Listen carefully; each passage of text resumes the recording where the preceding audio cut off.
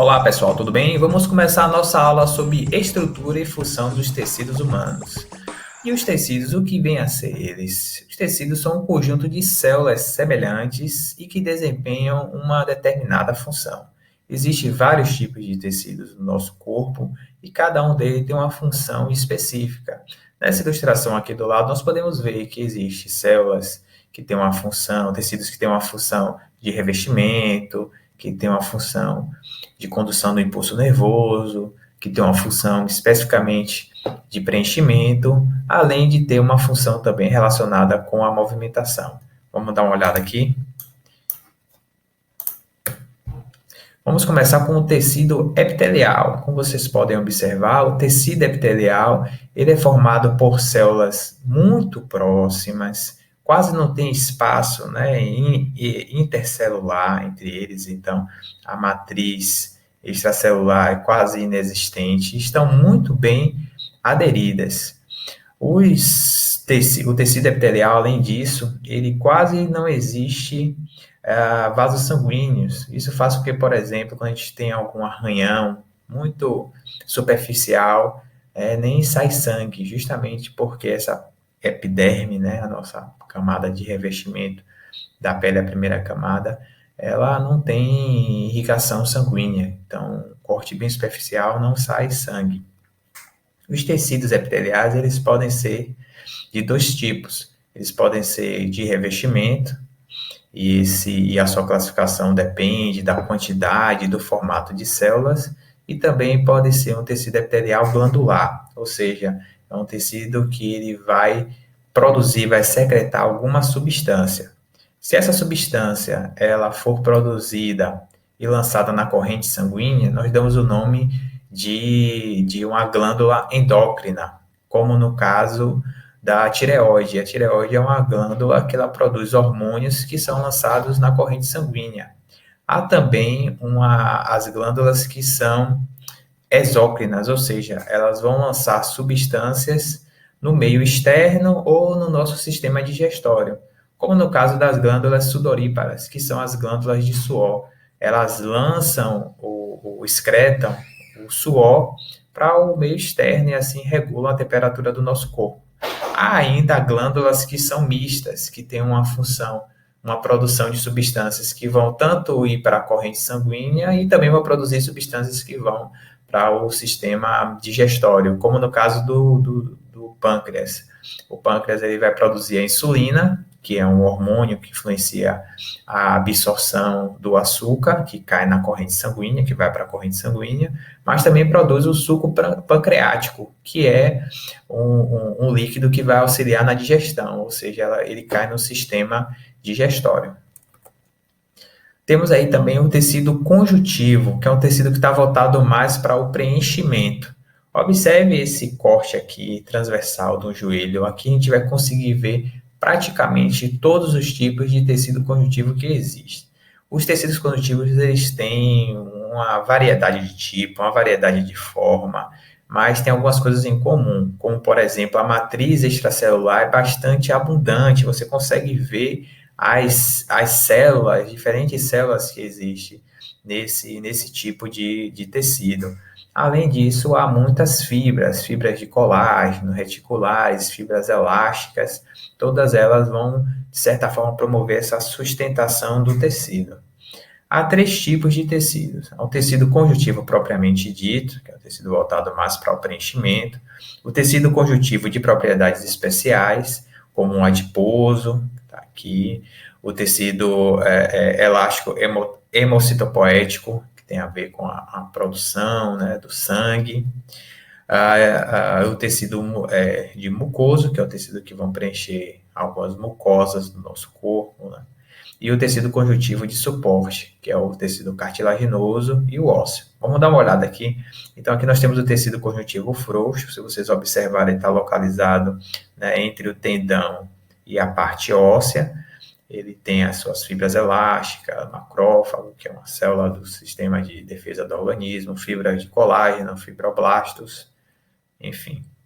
Há o tecido ósseo, que ele é formado pelos osteócitos, a matriz óssea, que é justamente dá a estrutura, a rigidez do osso, o canal de vasos sanguíneos, lembrando que no nossos ossos, o transporte de sangue também, a produção de sangue, inclusive em alguns determinados ossos, o tecido cartilaginoso, que aqui no caso dessa ilustração ele está bem próximo do osso, ele é formado por uma matriz também intercelular bastante abundante, há várias lacunas, aos condrócitos, que são justamente as células cartilaginosas.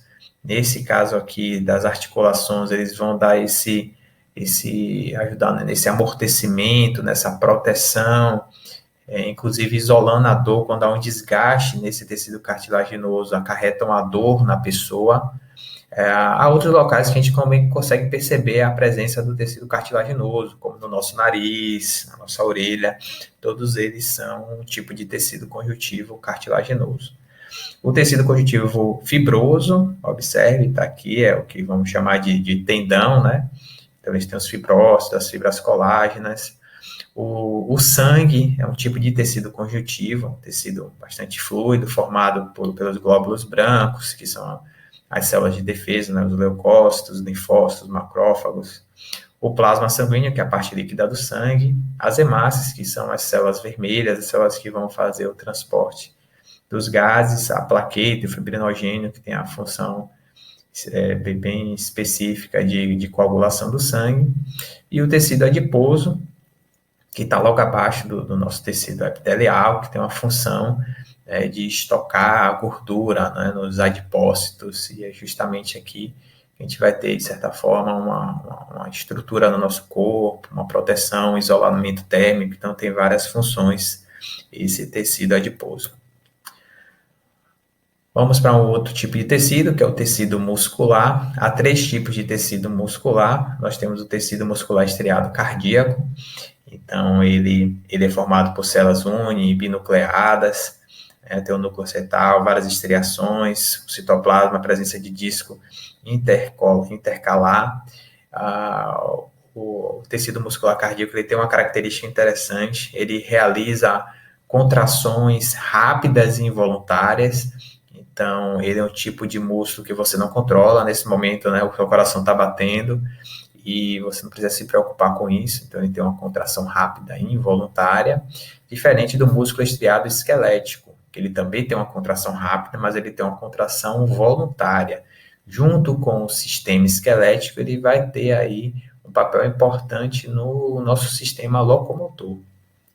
E o músculo liso, já são células que têm um formato diferente, uma célula que tem um formato fusiforme, né?